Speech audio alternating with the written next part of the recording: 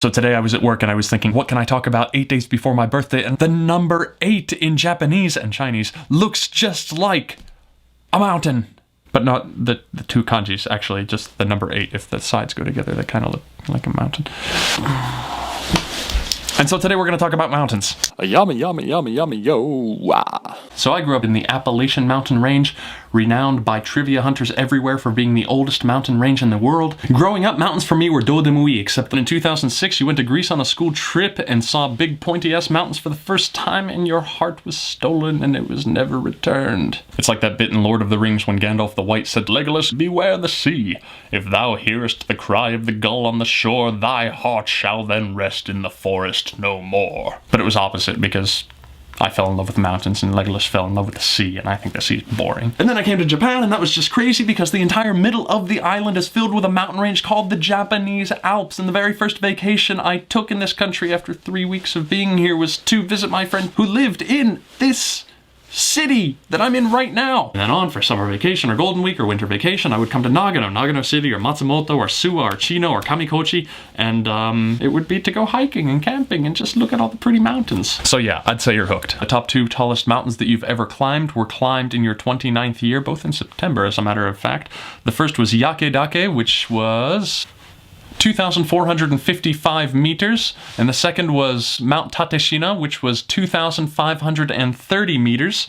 And let me just run that through my conversion thing to see how many feet was that. Oh my god. Their elevation is above 8,000! Above 8,000! Feet, 8,000 feet, not 9,000 feet. I don't know why some people say 9,000 feet. It's not 9,000, it's 8,000, 8,000. Anyways, here's a nostalgia hameha of some of the mountains that you've climbed this year. This is the very first time that I have seen a proper, what's it called? Unkai, sea of clouds in my life. I'm gonna show you.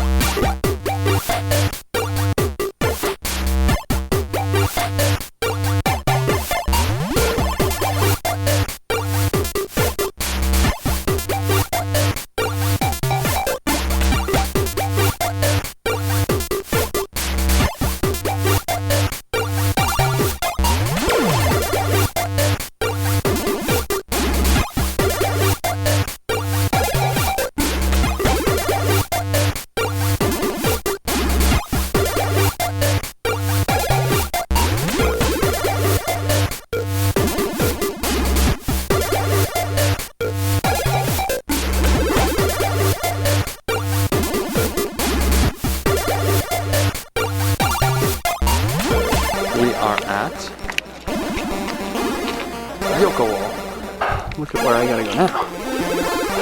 Climbing the steep path, steep, steep, steep, all the way rocks. And then I get to this.